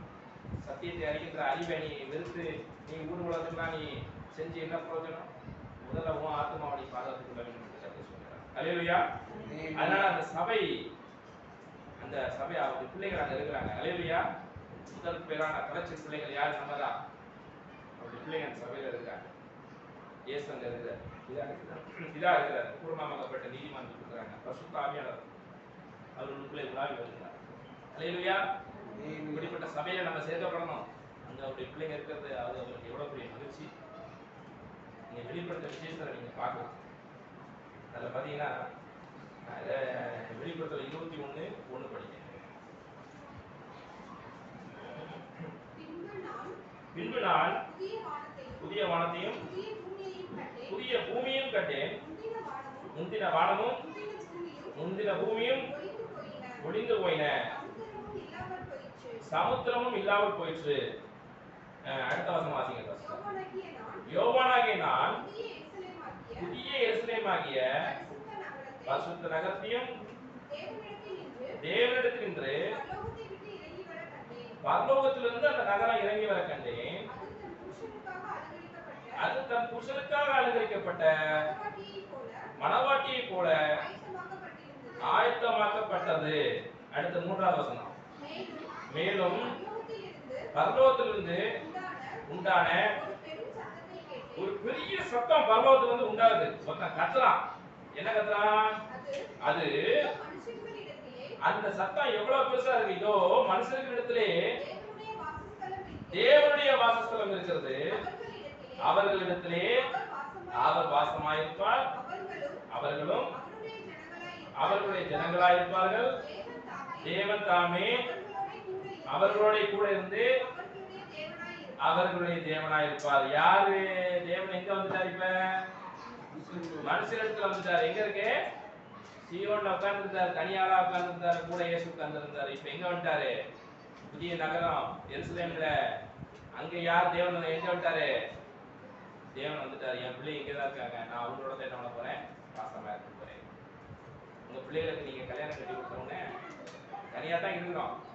ஒரு சந்தோஷமான நாளா இருந்தாலும் சரி, ஒரு விடுமுறை நாளா இருந்தாலும் சரி, மகன் வீட்டுக்கு போறீங்கல்ல, மகன் வீட்டுக்கு போறீங்கல்ல, ஏன் சந்தோஷம்? அழுவையா? எனக்கு எவ்வளவு சொத்து பத்து இருந்தாலும் என் பிள்ளைகள், என் பேர பிள்ளைகளோட இருக்கிறதா எனக்கு என்னது பிராக்டிகலா இருக்கு. பாருங்க, தேவனுடைய காரியம் வந்து மனுஷனுக்கு புரிந்து கொள்ள முடியாத மாதிரிலாம் இல்ல. இங்க உறவு முறைகள் எப்படியோ பரலோகத்துல உறவு முறைகள் அப்படிதான். அழுவையா? இங்க நம்ம வாசம் பண்ணி கொண்டு இருக்கிற தேவன், நம்ம அங்க போனோம், பரலோகத்துக்கு போனோம். அதுக்குதான் நம்ம உற்சாகமா இருக்கிறோம், உற்சாகமா காணி கொடுக்கிறோம், உற்சாகமா சபைக்கு வருகிறோம். ஞாயிற்றுக்கிழமை ஆராதனை விடுறதில்ல, உபவாசத்துல விடுறதில்ல, வசனத்தை வாசிக்கிறோம். கர்த்தர் சொல்ற வாழ்க்கையை நம்ம வாழ்ந்து காமிக்கணும். அல்லேலூயா. சோ இப்படிதான் பரிசுத்தமாக்கப்படுறது நம்முடைய பலன். தெளிவா அங்க நிக்குது. 2வது, அந்தி கிறிஸ்துவினுடைய ஆட்சிக்கு இயேசு தப்புவிப்பார். வெளிப்படுத்தல் விசேஷம் 3வது அதிகாரம் 10வது வசனம். என் பொறுமையை குறித்து சொல்லிய வசனத்தை நீ காத்துக்கொண்டபடியினால் பூமியில் குடியிருக்கிறவர்களை சோதிப்பதற்காக, அதாவது குளோபல் உலக அளவில் வரப்போகிற ஒரு சோதனை காலத்துக்கு தப்பும்படி நானும் உன்னை காப்பேன். அந்த சோதனை காலத்திற்கு நீ உட்படாதபடிக்கு அவர் உன்னை காத்துக் கொள்வார். அப்படின்னா என்ன அர்த்தம்னா, உலகத்தை எல்லாம் ஆட்சி செய்யக்கூடிய ஒரு சர்வாதிகார ஆட்சி அடுத்து வரப்போகிறது. தேவ பிள்ளைகளே, விசுவாசிகள், நமக்கு எல்லாத்துக்கும் ஒரு ஒருமனம் உண்டு. என்ன உண்டு? ஒருமனம் உண்டு. நம்ம எல்லாரும் சகோதர சகோதரிகளாக இருக்கிறோம். இயேசு கிறிஸ்துவுக்குள்ளாக ஒருமனப்பட்ட மக்களாக இருக்கிறோம். ஆனா ரட்சிக்கப்படாத உலக மக்கள் ஒருமனப்பட்டு யார்கிட்ட போவாங்க? அந்தி கிறிஸ்து ஆட்சிக்கு போயிடுவாங்க. அந்த ஆட்சி கீழே போறவன் நரகத்துக்கு போயிடுவான். அந்த ஆட்சிக்கு கீழே உங்களை விட மாட்டேன், உங்களை நான் தப்பு வைப்பேங்கிறார். ஏன் சொல்றாருன்னா, இயேசு கிறிஸ்து சொன்ன அந்த வசனத்தின்படி நடக்கிறது. என் பொறுமையை குறித்து சொல்லிய வசனத்தின்படி நீ காத்து கொண்டு உன்னை நடந்த அப்படின்னா, பழைய ஏற்பாடு கண்ணுக்கு கண்ணு பல்லுக்கு பல்லுன்றத சொல்றது. கர்த்தர் சொல்கிறார், ஒரு வலது கரத்துல இருந்து அவனுக்கு கிணறு என்ன பண்ணு, திருப்பி கொடு. உன்னை அங்கேயே ஒருத்தன் எடுத்துட்டு வர்றானா அவனுக்கு வஸ்திரத்தையும் கொடுத்துரு. 1 மைல் தூரம் வரம் பலவந்தம் பண்ணினா 2 மைல் தூரம் போ. இதுதானே அவருடைய பொறுமையை குறித்து சொல்லிய வசனம். உபத்திரவத்திலே பொறுமையா இருந்தாலும் இயேசு ஏன் சொன்னாரு? ஒருவரையும் சபையாளர்கள் கற்ற சொன்னாரே, புதிய ஏற்பாடு தானே. இந்த வசனத்துல உறுதியா இருக்கிறவனுக்கு தான் அந்தி கிறிஸ்து ஆட்சியில இடம் இருக்காது. அல்லேலூயா. பழைய ஏற்பாட்டுல கண்ணுக்கு கண்ணு பல்லுக்கு பல்லுன்னு இருக்கு. கிறிஸ்தவர்களை எவனா அடிச்சா திருப்பி அடிங்கன்னு ஒரு காலம் நின்ற ஒரு போதகர் சொன்னாரா? பழைய ஏற்பாடு இடம் இருக்குமா? எங்க பாஸ்டர் சொன்னாரு, நீங்க அவரை பின்பற்றி போனீங்கன்னா உங்க நிலைமை என்னத்துக்காக இருக்கு? கர்த்தர் உங்களுக்கு பகுத்தறிவை கொடுத்துருக்காரு. வசனத்தை நல்லா வாசிங்க, வாசிச்சு நீங்க ஒரு முடிவுக்கு வாங்க. அல்லேலூயா. அந்த ஆட்சிக்கு வரப்போகிற அந்த ஆட்சி பாருங்க, அந்த ஆட்சி அடுத்து வரப்போகுது. உலகம் எல்லாம் அதுக்கு ஒருமனப்பட்டு அந்த ஆட்சி இந்த உலகத்துல அடுத்து வரப்போகுது. இன்டர்நெட்லாம் அதுக்கு எல்லாம் ரெடி ஆயிடுச்சு. ஏறக்குறைய 95% ஓகே, ஒரு 5% எப்பயும் தரல. அதுக்கு தப்பு வைக்கிறார். 3வது ரோமர் 8வது அதிகாரம் 1வது வசனம். ஆனபடியினால் இயேசு கிறிஸ்துவினுடைய உபதேசத்திற்கு உட்பட்டவர்களாய் இருந்து உங்க சுய விருப்பத்தின்படி நடவாமல் பரிசுத்த ஆவியின் துணையோடு நடக்கிறவர்களுக்கு தண்டனை தீர்ப்பு கிடையாது. பரலோகத்துல என்ன கிடையாது? தண்டனை கிடையாது. ஏன் கிடையாதுன்னா, நீங்க உங்களுக்கு சுயமா நடக்காம இயேசு கிறிஸ்துவினுடைய சித்தத்தின்படியே நடக்கிறவங்களுக்கு எங்க கிடையாது? அங்க தண்டனை கிடையாது. நியாயத்தீர்ப்புல நீ பரிசுத்தவான், நீ இயேசுக்காக நீ வாழ்ந்தவன்.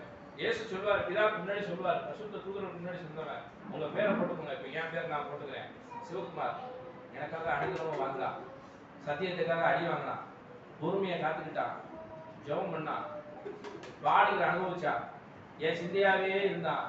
அப்படிங்கும்போது பிதாவாகிய தேவன் எப்படி கேட்பாரு? ஆச்சரியத்தோட கேட்பாரு. அல்லேலூயா. அப்படியா அப்படியா இவன் செஞ்சானா? எவ்வளவு பெரிய கௌரவம்! பிதாவாகிய தேவனுக்குள்ளாக எவ்வளவு பெரிய கௌரவம்! பரிசுத்த தூதர்கள் ஆர்ப்பரிப்பாங்க.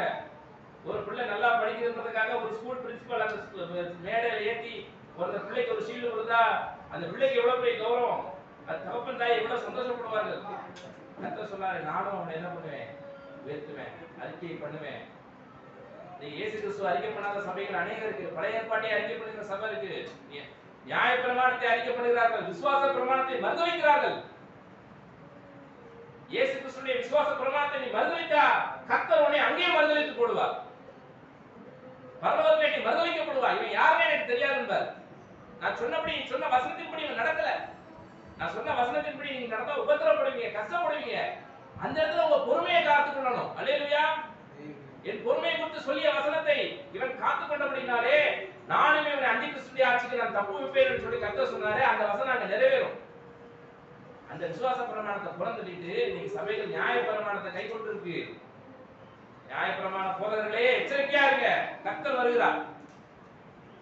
ஆக அங்கே நம்ம என்ன பண்ணலாம்? ஆக்கினியத்திற்கு நம்ம கிடையாது. நியாயத்திற்கு நியாய பிரமாண போதகா இருக்கிறவன் அங்க ஆக்கினியத்திற்கு அடைவான். அவன் எந்த போதனையை ஃபாலோ பண்ணானோ அந்த போதனையில நடக்காத காரியத்துக்குலாம் அவனுக்கு தண்டனை அவனுக்கு உண்டு. ஆனா இயேசு கிறிஸ்துவின் விசுவாச பிரமாணத்தின்படி நடக்கிறவனுக்கு அங்கே தண்டனை கிடையாது. அல்லேலூயா. கடைசியா கர்த்தர் அந்த வெளிப்படுத்தல் 22:1 வாங்க. 21வது அதிகாரம் 1வது வசனம் வாங்க. பின்பு நான் புதிய வானத்தையும் புதிய பூமியையும் கண்டேன். முந்தின வானமும் முந்தின பூமியும் ஒளிந்து போயிற்று. இந்த முந்தின வானமும் முந்தின பூமியும் என்னது? இப்ப நம்ம வாழ்ந்துட்டு இருக்கிற வானம், இப்ப வாழ்ந்துட்டு இருக்கிற நம்ம பூமி, இதெல்லாம் கர்த்தர் அக்னினாலே என்ன பண்ணுவாரு? சுட்டெடுத்து போடுவார், அழித்து போடுவார். ஜனங்களை அழிச்சிட்டு நம்மளை கொண்டு போய் பர்வதத்துல பிசாசு மாதிரி திராட்டல் விட்டுருவாரா? இந்த வானத்துல எல்லாம் திரி அப்படின்னு ஆவி மாதிரி பிசாசு தெரியுது. தங்க இடம்லாம் திரிஞ்சிட்டு கிடக்கு. எந்த மனுஷனுக்குள்ள போலாம், எந்த துருவத்துக்குள்ள போலான்னு வாசம் பண்ணிட்டு இருக்கு. கர்த்தர் அப்படி வச்சிருவாரா? புதிய வானம் புதிய பூமி. இதைத்தான் அன்னைக்கு கவிஞர்கள் எழுதுனாங்க. புதிய வானம் புதிய பூமி, எங்கும் பனிமலை பொழிகிறதுன்னு எழுதுனாங்க. ஏன்னா அவங்களாம் கவிஞர்கள்னால எல்லா நூல்களையும் படிப்பாங்க. அந்த வார்த்தை எங்க இருந்து வந்துச்சு? வேத வசனம் தான், கர்த்தர் கொடுத்த வார்த்தை தான். புதிய வானம் புதிய பூமி உண்டாக்கப்பட்டு அங்க கர்த்தர் நம்மளை காப்பாற்றுகிறார். அல்லேலூயா. அங்க மரணம் கிடையாது, வியாதி கிடையாது, அழுகுதல் கிடையாது, கவலை இல்ல, கண்ணீர் இல்ல, ரொம்ப சொந்த பந்தங்கள் கிடையாது. எல்லாரும் தேவதூதர்களை போலதான் இருப்பீங்க. அப்படி கர்த்தர் அங்க ஒரு இடத்தை வச்சிருக்கிற நிரந்தரமான இடம். அதுதான் என்ன இடம்? நிரந்தரமான இடம். அந்த இடத்தை கர்த்தர் நமக்கு வச்சிருக்கிறார். பாருங்க, 4 விதமான பலன்கள். பரிசுத்தமாக்குற ஒரு பலன், அந்திகிறிஸ்துவின் ஆட்சிக்கு தப்பு வைக்கிறார். ஆக்கினை தீர்ப்புல உங்களுக்கு இடம் கிடையாது, நீங்க எல்லாம் நியாயத்துக்கப்பட்டு பரலோகத்துக்கு எடுத்துக்கொள்ளப்படுவீர்கள். புதிய வானம் புதிய பூமி புதிய எருசலேம். இன்னும் ஒருபடி மேல போனா அப்போஸ்தல உபதேசத்தை சத்தியத்தின்படி கரெக்டா பாடம் அனுபவிக்கிறவர்களுக்கு இயேசு கிறிஸ்துவுக்கு மனவாட்டி இருக்கிற ஸ்தானத்தை தேவன் நமக்கு கொடுக்கிறார். அல்லேலூயா. இயேசு கிறிஸ்து எங்கெல்லாம் போகிறாரோ அவர் பின்னாடி இந்த சபையும் போகும். அல்லேலூயா. எங்கெல்லாம் புருஷன் போதோ பின்னாடி மனைவி போய்கிட்டே இருப்பான்ற மாதிரி இன்னைக்கு இயேசு கிறிஸ்து என்னென்னலாம் உபதேசம் சொன்னாரோ, எப்படிப்பட்ட பாடுகளெல்லாம் அனுபவிச்சாரோ, அதுக்கு பின்னாடியே போகிற இந்த சபை இயேசு கிறிஸ்துவுக்கு மனவாட்டி என்ற சபை என்று கருதப்படும். கர்த்தர் கொடுத்த இந்த நல்ல வேலைக்காக நான் ஸ்தோத்திரிக்கிறேன். மீண்டும் அடுத்த ஒரு நல்ல ஆராதனை வேலையை சந்திப்போம். நன்றி, வணக்கம்.